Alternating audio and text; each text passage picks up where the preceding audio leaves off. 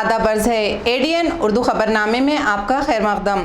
नाजरीन, मैं हूं मसरत पटेल। ख़बरों के सिलसिले को आगे बढ़ाने से पहले आइए एक नज़र डालते हैं आज की सुर्खियों पर।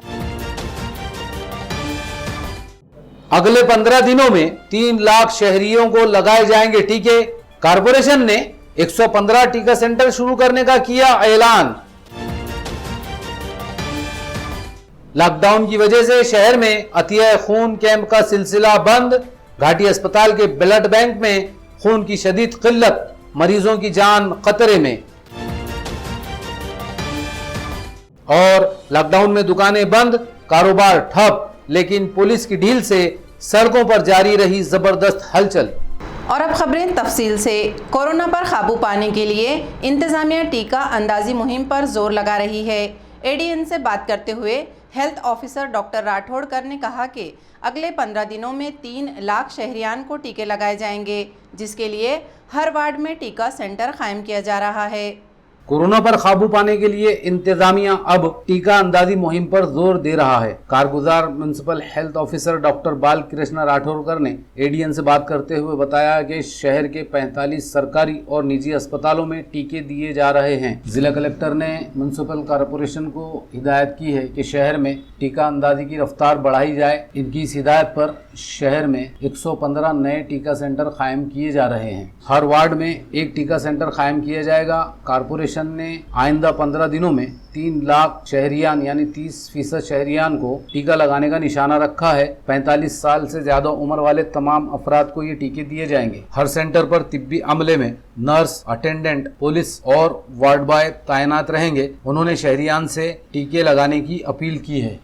औरंगाबाद महानगर पालिका आरोग्य विभाग के अंतर्गत हम हर एक वार्ड में एक ऐसा 115 लसीकरण केंद्र सोमवार से चालू करने जा रहे हैं। जो भी 45 साल और अबव, तो 45 साल के ऊपर के जो भी नागरिक है उनको वैक्सीनेशन देना ज़रूरी है। इस को ध्यान में रखते हुए हमने ये सुविधा बढ़ाई है। पहले तो अपने 45 शासकीय तथा प्राइवेट हेल्थ सेंटर्स पे ये लसीकरण मुहिम चालू थी, लेकिन अभी टोटल पॉपुलेशन के 30% यानी कि तकरीबन 3 लाख लोगों तक पहुंचने के लिए हमने 100 केंद्र नए निर्माण किए हैं, जहां पे आरोग्य कर्मचारी, अटेंडेंट, पुलिस कर्मचारी तथा एक वार्ड बॉय, ये 4 जनों की टीम रहेगी। डाटा एंट्री वगैरह उनकी वहां पे हो जाएगी। कोविन ऐप पे उनका रजिस्ट्रेशन होगा और उनको लसीकरण सुविधा दी जाएगी। तो मेरा ये निवेदन है कि हर एक नागरिक ने शांत तथा संयम कोविड नियमों का पालन करते हुए हमें वैक्सीनेशन लेना है। जब तक आप वैक्सीन नहीं लेंगे और सोशल डिस्टेंसिंग, मास्क का, पूरा सैनिटाइज़र का और जो कोविड नियमों का जो पालन नहीं करेंगे, तब तक आप कोरोना से बचेंगे नहीं। क्योंकि गुलमंडी पर वाक़े औषधि भवन की इमारत से मुत्तसिल नाले में आज सुबह भयानक आग लग गई।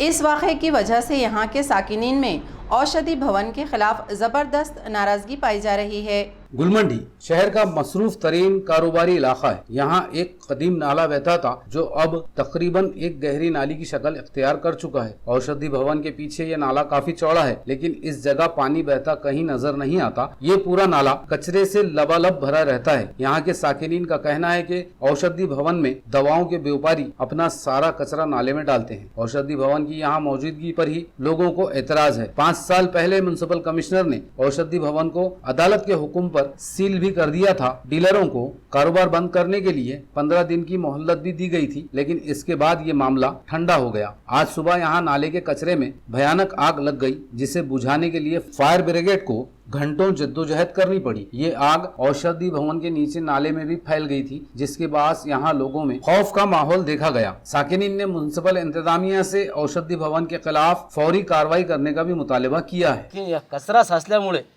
औषधी भवन एक थर्मोकोल सगळे तुम्ही बघा, पूर्ण कचरा ह्या वाडामध्ये आणि ह्या नाल्यामध्ये गेले 5 वर्षापासून बकवरे साहेबांनी ह्या हे औषधी भवन रिकामे करण्याचे आदेश त्यांना दिलेले होते, पण शासनाने काय केलं उचललं नाही। नंतर काय झालं कोणालाही माहीत नाही।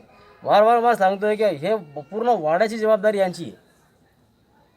आज ह्या तुम्ही बघितलं तिथं आग लागलेली आहे, तर गॅसस्फोट झाला, काही आर्थिक नुकसान झालं, ते जबाबदार कोण असणार?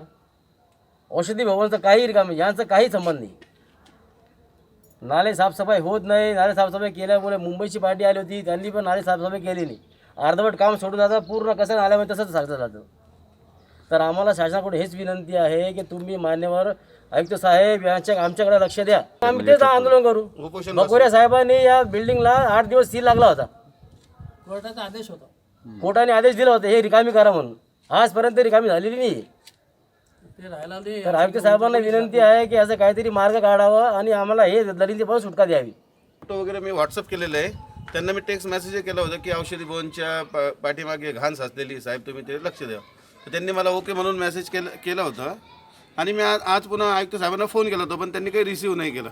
कारण की इथं फार आग वाढली होती आणि लहान लहान मुलं वगैरे असतात आजूबाजूला शेजारी. आणि महत्त्वाचं म्हणजे औषधे असतात, काही ज्वलंत ज्वलंत पदार्थ पण आहे इथं. त्याच्यामुळे काही सांगू होती, भविष्यात काही घडू शकतं या विचार करून आम्ही आमच्या लेकरा बाळा असल्यामुळे आम्ही जास्त घाबरू लागलो बाकीच्या गोष्टीमुळे. लॉकडाउन और पाबंदियों की वजह से शहर में रफ़ाई तंजीमों की जानिब से अतिया खून कैंप का सिलसिला तकरीबन बंद हो चुका है. इसके मुज़िर असरात से घाटी अस्पताल में मरीजों की जान दाव पर लगी है. घाटी के ब्लड बैंक में खून की शदीद किल्लत हो चुकी है.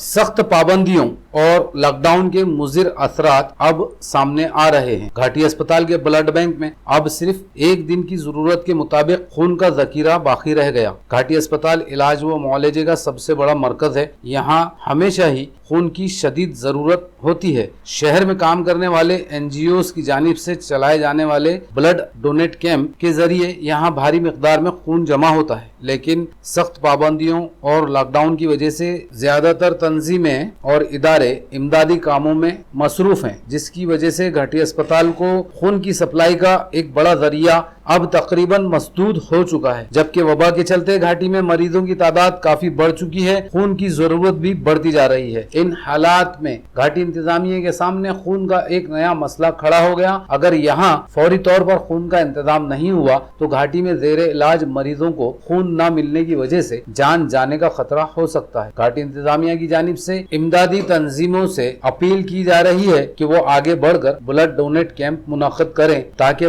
ब्लड बैंक में खून की कमी को पूरा किया जा सके. पड़ेगांव मिटमिटा इलाके में पिस्तौल के जरिए खौफ व दहशत फैलाने वाले एक गुंडे और उसके साथी को पुलिस ने पिस्तौल और कारतूस समेत गिरफ्तार कर लिया.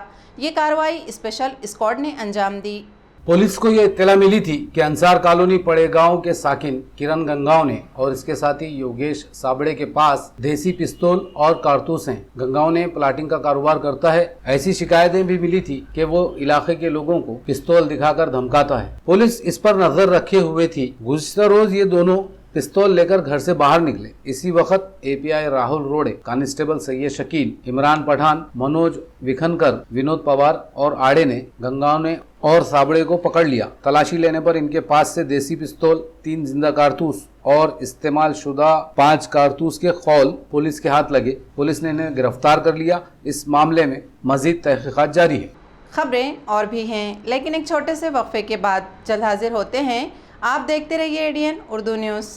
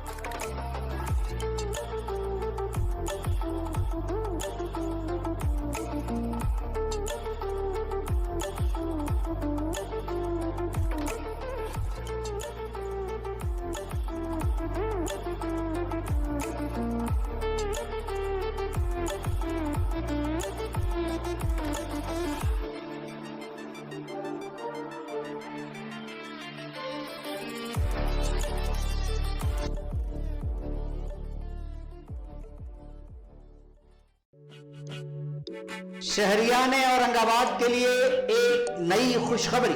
तमाम शहरियान की सहूलत के पेश नजर कल्ब शहर लोटा कारंजा औरंगाबाद में अमजद खान, फतेहुल्लाह खान और मोहम्मद सिराजुद्दीन, मोहम्मद निजामुद्दीन सिद्दीकी के ज़ेरे इंसराफ सिद्दीकी एंड खान मार्केट का आगाज हो चुका है। शहरियान व सारिफीन एक बार जरूर तशरीफ लाकर खिदमत व शुक्रिया का मौका इनायत करें। मंजानिब कबीर कलेक्शन, पूजा कलेक्शन और AR बॉम्बे कलेक्शन।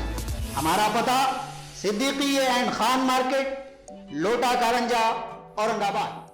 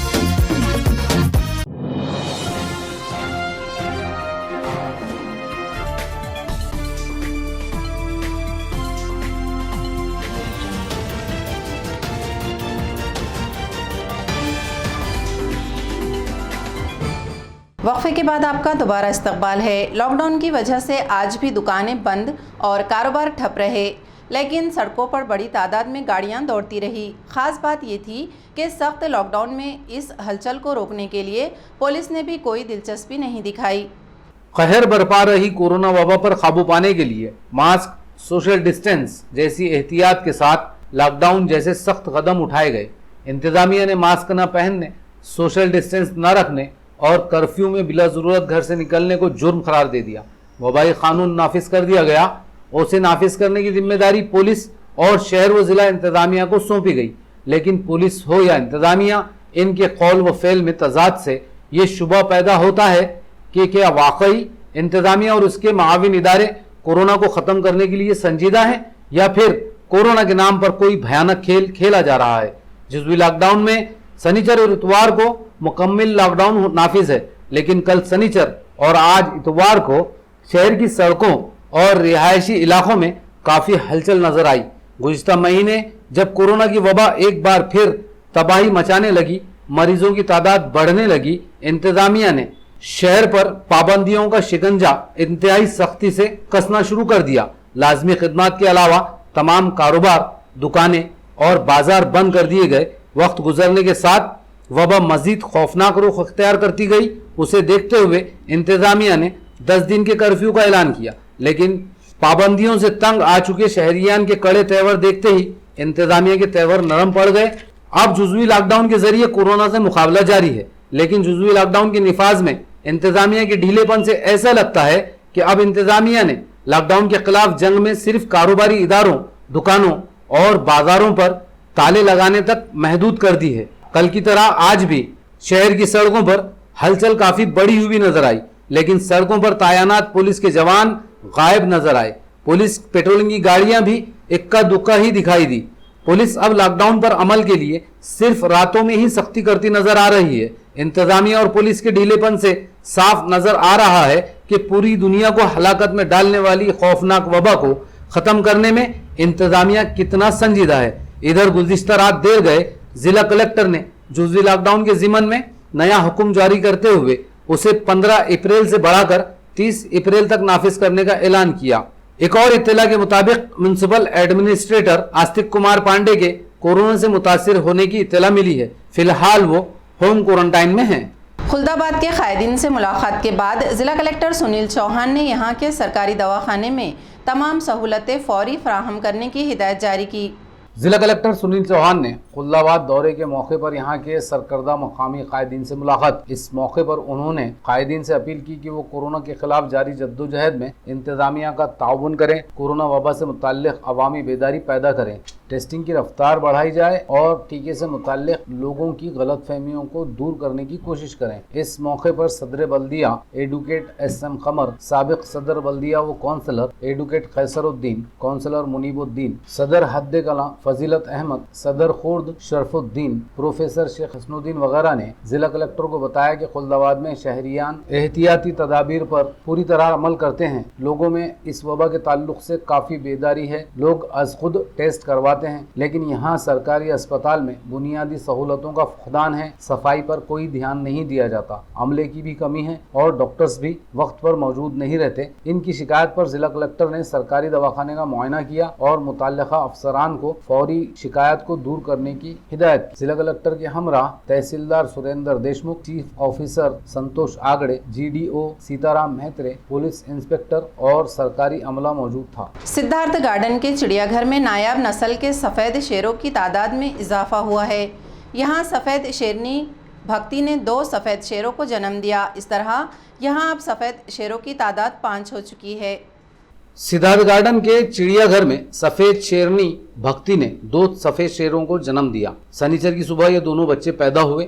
भक्ति पहली बार मां बनी है, लेकिन पैदाइश के बाद से भक्ति में अपने दोनों बच्चों के तई ममता और दिलचस्पी कम नजर आती है। इसने दोनों बच्चों को दूध भी नहीं पिलाया, जबकि नौज़ायदा बच्चों को मुकर्रर वक्त में दूध पिलाना ज़रूरी होता है। चिड़ियाघर के मुलाजिमीन दोनों बच्चों को बकरी का दूध पिला रहे हैं। भक्ति और दोनों बच्चों की निगरानी के लिए CCTV कैमरे लगाए गए हैं। केयर टेकर के जरिए 24 घंटे इन पर नज़र रखी जा रही है। शेरनी के पिंजरे में केयर टेकर के अलावा अमले को भी जाने की इजाज़त नहीं।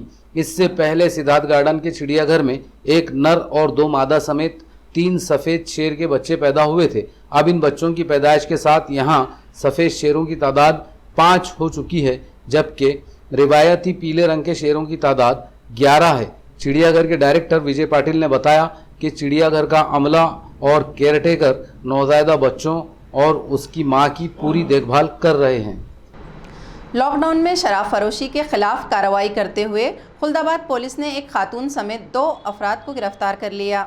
खुल्दाबाद शहर पुलिस ने शनिचर की शाम शराब के 2 अड्डों पर छापे मारे। इसमें एक खातून समेत 2 अफराद को गिरफ्तार किया गया है। शनिचर और इतवार को लॉकडाउन के बावजूद ये शराब फरोश चोरी छुपे शराब बेच रहे थे। इत्तला मिलने पर सूली भंजन में, रेखा हिवराड़े और मावसाड़ा में सीताराम सोनोने के मकानों पर छापे मारे गए। इनके कब्जे से 6,000 रुपए की शराब की बोतलें जब्त की गई और दोनों के खिलाफ खुल्दाबाद पुलिस थाने में केस दर्ज किया गया है। यूनिवर्सिटी में PhD की खाली सीटों की फहरिस्त पेट के दूसरे मरहले के मुकम्मल होने के बाद की जाएगी। यूनिवर्सिटी इंतजामिया ने ये इत्तला जारी की। यूनिवर्सिटी के vice chancellor doctor Pramod Yevle ने जारी तालीमी साल में पेट के तमाम उमूर ऑनलाइन करने का फैसला किया। 30 जनवरी को पेट का पहला पेपर लिया गया। 1 फरवरी को इसका नतीजा भी जाहिर किया गया, जबकि 13 मार्च को 45 मज़ामीन पर मुश्तमिल पेट का दूसरा पेपर ऑनलाइन तर्ज पर लिया गया।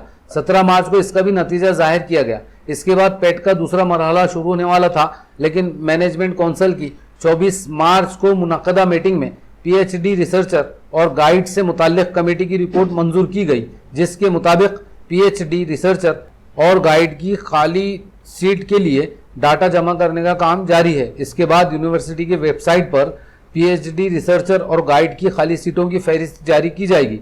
इसके बाद ही पेट का दूसरा मरहला ऑनलाइन तर्ज पर लिया जाएगा। इसमें कामयाब तलबा PhD के लिए ऑनलाइन रजिस्ट्रेशन कर सकते हैं। एग्जाम डिपार्टमेंट के डिप्टी रजिस्ट्रार डॉक्टर गणेश मंझा ने बताया कि ऑनलाइन रजिस्ट्रेशन के बाद तलबा को अगले मरहले की मालूमात फराहम की जाएगी। खबरें खत्म करने से पहले आइए एक बार फिर नजर डालते हैं आज की सुर्खियों पर। अगले 15 दिनों में 3 लाख शहरियों को लगाए जाएंगे टीके। कारपोरेशन ने 115 टीका सेंटर शुरू करने का किया ऐलान। लॉकडाउन की वजह से शहर में अतिया खून कैंप का सिलसिला बंद। घाटी अस्पताल के ब्लड बैंक में खून की शदीद किल्लत, मरीजों की जान खतरे में। और लॉकडाउन में दुकानें बंद, कारोबार ठप, लेकिन पुलिस की ढील से सड़कों पर जारी रही जबरदस्त हलचल। इसी के साथ एडीएन उर्दू खबरनामा अब यहीं ख़त्म होता है। कल फिर होगी मुलाकात कुछ और ख़बरों के साथ। तब तक अपना ख्याल रखिए और देखते रहिए एडीएन उर्दू न्यूज़, आवाज़ हर दिल की।